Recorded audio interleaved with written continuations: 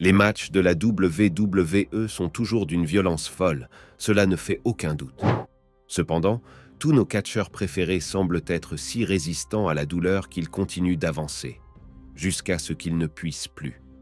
C'est rare, certes, mais il y a eu des événements qui ont tellement dégénéré que même les catcheurs les plus forts n'ont pas pu aller plus loin. Alors, restez avec nous pour découvrir les catcheurs qui ont été transportés d'urgence à l'hôpital après un match. Commençons par l'homme connu sous le nom de Joey Mercury. Que vous le connaissiez sous le nom de Joey Matthews ou simplement d'Adam Burch, cet homme a été l'un des noms les plus constants dans le monde du catch au cours des 2 dernières décennies. Il est entré dans le monde du catch professionnel en 1996 sous le nom de Joey Matthews à l'Extreme Championship Wrestling après avoir été entraîné par un autre catcheur, Jimmy Cicero. Dans les années qui ont suivi, Joey a rejoint plusieurs promotions indépendantes, notamment la Mid-Eastern Wrestling Federation, où il a remporté un nombre impressionnant de championnats, que ce soit en simple ou en équipe. Finalement, en 2004, il est entré à la WWE, mais a d'abord été affecté au territoire de développement, l'Ohio Valley Wrestling, à Louisville, dans le Kentucky. C'est à cette époque qu'il prend le nom de Joey Mercury, et disons qu'il ne changera plus jamais de nom par la suite. Pour ne rien vous cacher, Joey Mercury n'a jamais été le catcheur le plus titré. Yap!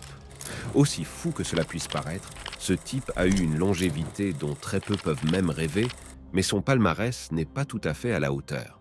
Son plus grand succès, il l'a connu en tant que membre d'une équipe de tag avec Johnny Nitro, une association qui a débuté à l'époque de Joey à l'OV Double Quinque. Les 2 hommes sont gérés par Melina et deviennent rapidement connus sous le nom de l'écurie M&M. Ils ont été appelés dans la cour des grands ensembles, apparaissant sur SmackDown. Roster en 2005 et ont remporté 3 fois le championnat Tag Team. C'est vraiment une grande souplesse. C'est ceux qui caractérisent le monde de la WWE. Il y a toujours du bon et du moins bon. Et pour Joey Mercury, la terrible blessure qui l'a conduit à l'hôpital au beau milieu d'un combat est survenue alors qu'il était au sommet de sa forme. C'était lors du pay-per-view Armageddon en 2006, et Mercury, Melina et le trio emblématique de Johnny Nitro ont participé à un Fatal 4-Way Ladder Match. Rien qu'à voir le thème, il y a de fortes chances que les choses deviennent vraiment folles dans un tel match, mais si l'on ajoute le fait que les M&M allaient affronter Dave Taylor et William Regal, Paul London et Brian Kendrick, ainsi que les Hardy Boys, les chances sont encore plus grandes. Et le match n'a pas déçu. Dès le début, c'était la pagaille à son apogée, jusqu'à ce qu'elle ne le soit plus. Pendant le match, il y a eu un moment où 2 échelles étaient disposées comme une balançoire. Jeff Hardy, des Hardy Boys, devait sauter de la corde supérieure à l'échelle, forçant l'échelle à monter et la faisant frapper les visages de Mercury et Nitro. C'est assez mouvementé, non? Mais ces gars-là sont des catcheurs professionnels. Ce n'est certainement pas la première fois qu'ils tentent l'un de ces combos fous. Mais cette fois-ci, ils n'ont pas tout à fait réussi. Lorsque l'échelle s'est élevée pour frapper les visages de Nitro et Mercury, le bon vieux Joey n'a inexplicablement pas levé les mains pour protéger son visage comme cela était prévu. Il s'est donc fait frapper directement au visage par l'échelle, en plein impact. C'est définitivement au-dessus de tout acte de catch ou de tout salaire parce que, franchement, le visage de Joey Mercury semblait avoir explosé. Son visage aurait dû ressembler à la zone d'atterrissage d'une bombe tellement l'échelle était lourde. Immédiatement, il a été transporté à l'hôpital pour y être soigné d'urgence. Il s'est avéré qu'il n'avait que le nez cassé et qu'il ne s'était pas cassé la plupart des os du visage, endommageant l'orbite et les pommettes. Mais si vous avez déjà eu le nez cassé, vous savez que cela vaut vraiment la peine de se rendre d'urgence à l'hôpital. Joey Mercury a fini par se faire poser une attelle de nez et quelques semaines plus tard, il était de retour sur le ring, aux côtés des autres membres de la M&M. Mais pas pour longtemps. Si vous savez une chose à propos de Vince McMahon, c'est qu'il n'aime pas les contes de fées. Johnny Nitro et notre Joey Mercury n'ont donc pas vécu heureux jusqu'à la fin de leur jour. Au lieu de cela, ils se sont séparés de manière assez désordonnée, Nitro et Melina se retournant contre Mercury en mai 2006. Peu de temps après, Mercury a été libéré de son contrat et a participé à de nombreuses promotions indépendantes, y compris quelques événements de la Ring of Honor, avant de retourner à l'OVW et de prendre sa retraite en 2010 en raison d'une blessure. Totalement sans rapport avec cet épisode du nez, cependant. Depuis, Joey Mercury est revenu à la WWE en tant que producteur, entraîneur et membre de l'équipe créative. On ne dirait pas comme ça, mais nous sommes presque sûrs que ce nez n'est pas tout à fait bien à ce jour. Le bon côté des choses, c'est que l'hospitalisation de Mercury n'a duré que quelques semaines. Le catcheur suivant a quant à lui passé des mois à l'hôpital après avoir subi l'une des pires blessures possibles. Le catcheur en question s'appelle Neville. Vous vous souvenez du mec qui porte le nom d'une ancienne légende du football? Probablement pas. Et Ben Sassili, ou Darkside Hayabusa, ou Pac. Steve Linden, The Bastard. Eh bien, il s'agit du même mec, né sous le nom de Benjamin Satterley, qui s'est fait un nom dans le catch professionnel grâce à son style de combat littéral de haut volume et à ses attaques aériennes. Il était si parfait dans ses attaques aériennes que tout le monde l'appelait « l'homme que la gravité a oublié ». L'Anglais a débuté au sein de l'Independent Wrestling Federation, dans le nord-est de l'Angleterre, avant de se faire connaître comme l'un des meilleurs du pays et de rejoindre la WWE en 2012. Et malgré les doutes quant à l'arrivée d'un catcheur britannique sur la plus grande scène, Satterley a réalisé une performance d'enfer dans le territoire de développement de NXT et a gagné son respect. 2 titres de champion par équipe de NXT et une victoire au championnat de NXT ont suffi pour qu'il rejoigne le roster principal en 2015. C'est à cette époque qu'il a pris le nom de Neville et a commencé à concourir dans la division Cruiserweight, où il est devenu 2 fois champion Cruiserweight, un record, et le plus ancien champion Cruiserweight en titre. On peut dire que ce type a eu une belle carrière, mais ce n'est pas tout ce que le combat avec les grands garçons a apporté à Neville. Apparemment, il s'est blessé à la cheville, ce qui l'a mis sur la touche pendant des mois. Et le plus mystérieux, c'est que personne ne l'a vu se blesser. Qu'est-ce que cela veut dire? Eh bien, le 14 mars 2016, Neville devait affronter Chris Jericho lors de l'émission Monday Night Raw. Tout a commencé comme un combat normal, jusqu'à ce que l'homme que la gravité a oublié sente soudainement qu'il s'était blessé à la cheville. Les rediffusions ne montrent aucun contact physique sérieux avec sa cheville ou quoi que ce soit de ce genre, mais Neville était hors jeu. Le match s'est terminé par la victoire de Neville, car Chris Jericho, dont vous savez déjà qu'il est aussi tordu qu'un tire-bouchon, s'est disputé avec l'arbitre et s'est fait disqualifier avant d'appeler AJ Styles pour une confrontation. Mais en coulisses, Neville a dû être transporté directement à l'hôpital car il s'était terriblement fracturé la cheville. Comment? Personne ne le sait. Ce que l'on sait, c'est qu'il a eu besoin de soins médicaux rapides et qu'il a finalement dû être mis hors service, manquer son combat prévu à WrestleMania 32 et ne remonter sur le ring que 4 mois plus tard. Passons maintenant à l'un des noms les plus connus du catch moderne et probablement l'une des blessures les plus populaires ayant conduit un catcheur à l'hôpital. La victime, Jeff Hardy. Jeff Hardy n'a plus besoin d'être présenté. Il est la moitié de ceux qui est peut-être le plus grand duo de l'histoire de la WWE. Avec son frère Matt Hardy, les Hardy Boys ont remporté 21 championnats du monde par équipe entre la WWE, la TNA, la ROH et d'autres promotions. Et aussi épique que cela puisse paraître, ce n'est pas tout ce que Jeff Hardy a accompli au cours de ses décennies en tant que catcheur professionnel, NAR. Vous ne voudriez pas vous mesurer à lui dans un face-à-face, car il a remporté 6 championnats du monde, 2 fois le titre de champion du monde des poids lourds de la WWE et 3 fois le titre de champion du monde des poids lourds de la TNA. Jeff a également remporté 5 fois le championnat intercontinental, 3 fois le championnat hardcore, 1 fois le championnat européen, 1 fois le championnat des poids légers et 1 fois le championnat des États-Unis. Il est non seulement le 18e champion de la triple couronne, mais aussi le 9e champion du Grand Chelem de l'histoire. S'il y a une chose à retenir de tous ces titres remportés par cet homme, autre que le fait que vous ne voudriez pas que vos catcheurs préférés l'affrontent dans un combat d'équipe, c'est que Jeff Hardy est l'un des meilleurs que la WWE ait jamais eu.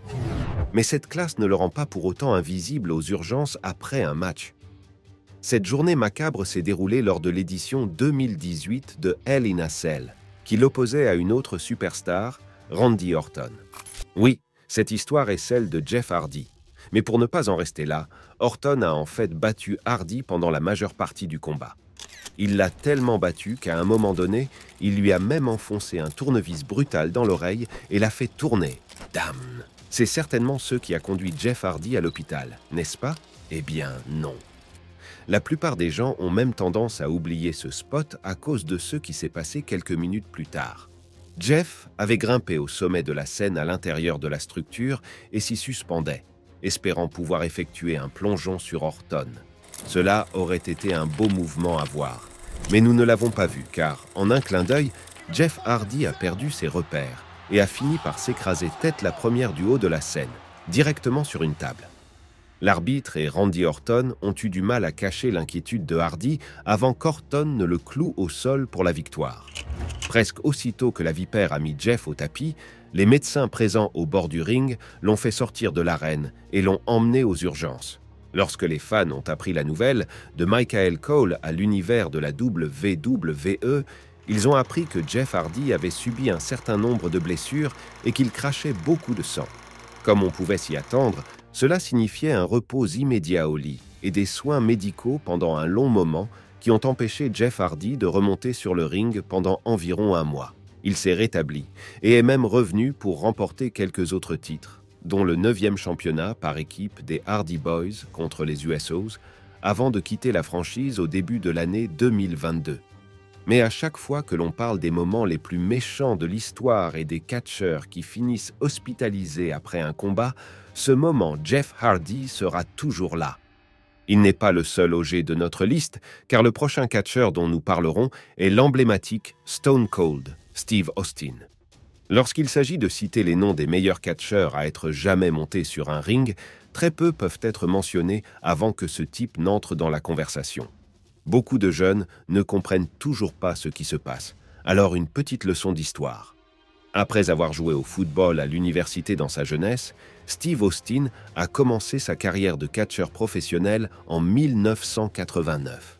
Et c'est ainsi qu'il s'est lancé dans la course. Dès ses premières années de catch, on peut dire qu'il est né pour être sur le ring.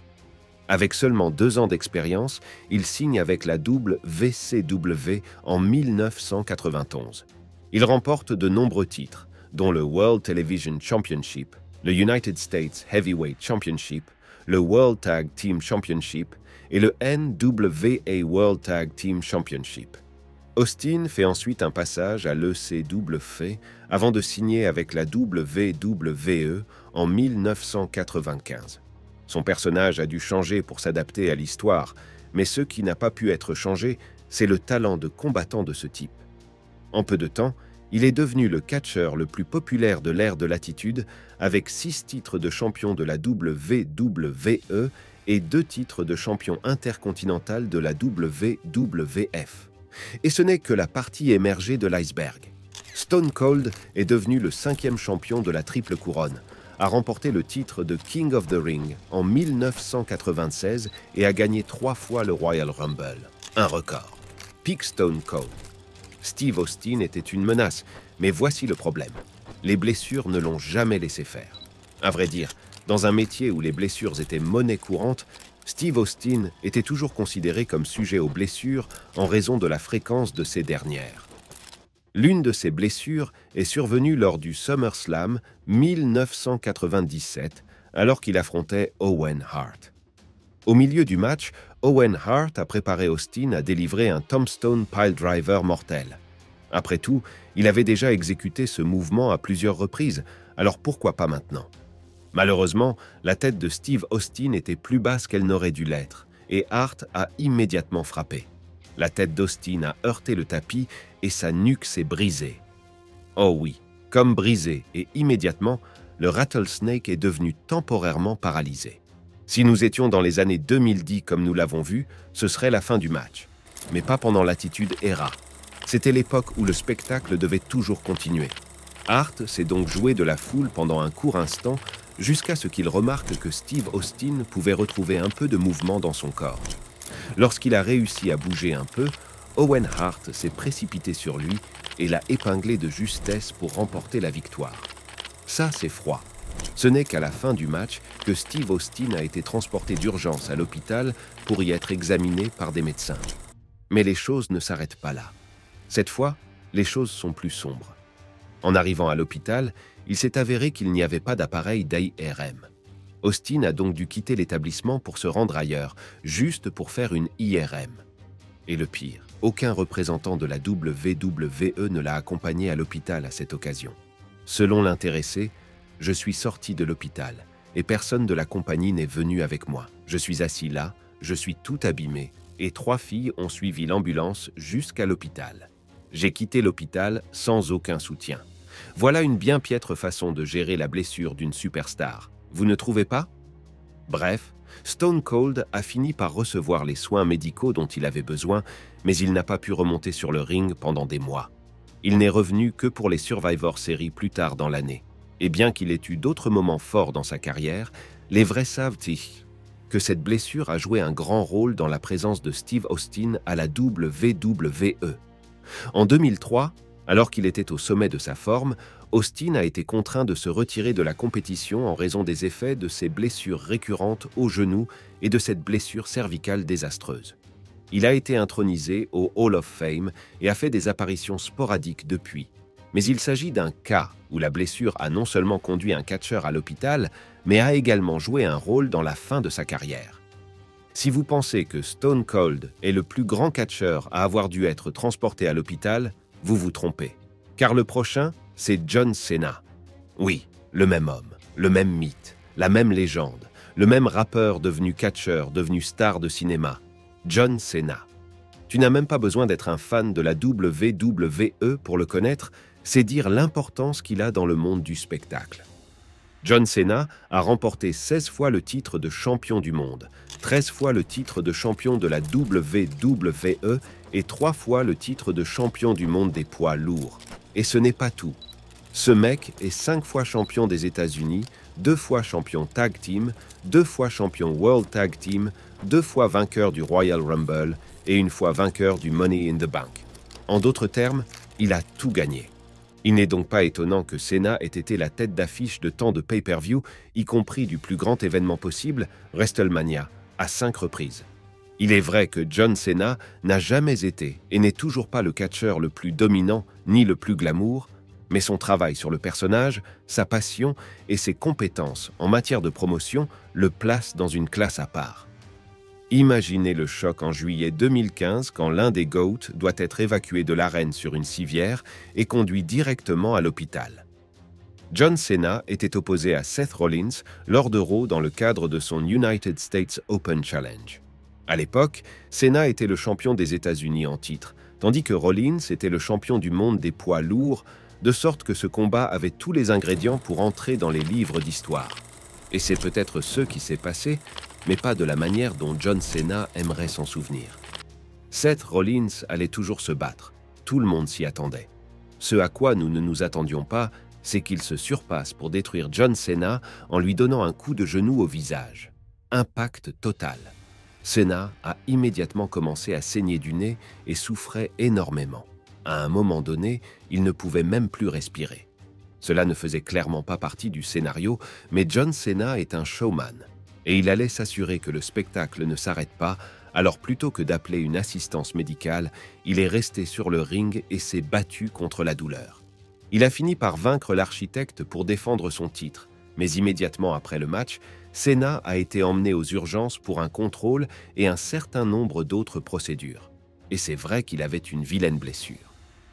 Selon le docteur Steve D'Acchino sur le site web de la WWE, John Cena a souffert d'une fracture nasale et a été emmené aux urgences locales pour une évaluation plus approfondie par un médecin spécialiste des oreilles, du nez et de la gorge. Étonnamment, le diagnostic qui en a résulté n'était pas aussi grave qu'il n'y paraissait, et John Cena est remonté sur le ring en peu de temps. Malheureusement, ce dernier n'a pas eu la même chance. Droz. Ce nom ne dit peut-être rien à la plupart des fans, Non seulement parce qu'il n'était pas l'un des plus grands personnages du roster principal, mais aussi parce qu'il n'a même pas été à la WWE pendant assez longtemps.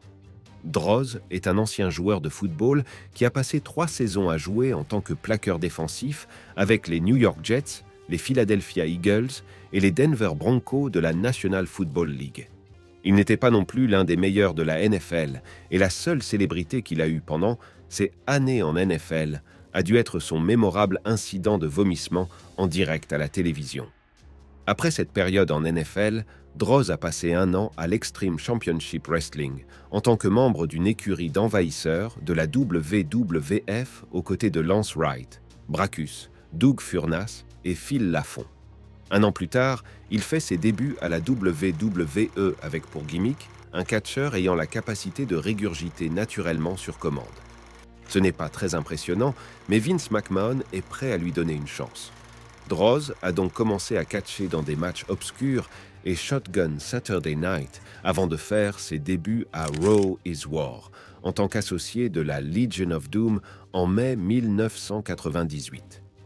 Il est rapidement devenu le 3e membre officieux du groupe et en toute honnêteté, il faisait son chemin en tant qu'acteur plus respectable, jusqu'à ce qu'un désastre survienne. En octobre 1999, Droz a affronté D'Lo Brown lors d'un SmackDown au Nassau Coliseum de Long Island. Au cours du combat, Brown s'apprête à exécuter une powerbomb sur Droz. C'est en quelque sorte son coup fétiche. Cependant, alors qu'il courait vers Droz, D'Lo a glissé sur ce qui a été rapporté comme étant une boisson jetée sur le ring et qui s'est répandue sur la toile. Cette glissade l'a fait tomber très maladroitement sur la tête de Droz, qui s'est immédiatement brisé 2 os du cou. La scène était tellement désordonnée que la WWE n'a jamais diffusé les extraits du match. Droz déclara plus tard que la chemise qu'il portait était trop lâche et qu'elle avait pu contribuer à l'accident en empêchant Brown d'avoir une bonne prise sur Droz. D'autres affirment que Droz était censé exécuter un saut correct pour faciliter le soulèvement en position de powerbomb, mais qu'il ne l'a pas fait. Ce que l'on sait, c'est que Droz a atterri sur la tête et s'est totalement fracturé 2 vertèbres du cou. Malgré la brutalité du catch à cette époque, Droz a dû être immédiatement admis au centre médical du comté de Nassau. Il est entré directement dans l'unité de soins intensifs pour y subir une intervention chirurgicale qui a duré des heures afin de réduire et de stabiliser la pression exercée sur son cou blessé. Malheureusement, tous les soins médicaux n'ont pas suffi à améliorer l'état de Droz, qui s'est retrouvé quadriplégique, ne pouvant pratiquement plus bouger en dessous du cou. Avec le temps, il a retrouvé quelques mouvements dans le haut du corps et les bras, mais c'est tout. Il était toujours paralysé à partir de la taille. Selon certains rapports, Droz a répété à plusieurs reprises qu'il n'avait aucune animosité envers Brown et qu'il pensait que l'incident était un accident. Nous devons dire qu'il a fait preuve d'un bon esprit sportif.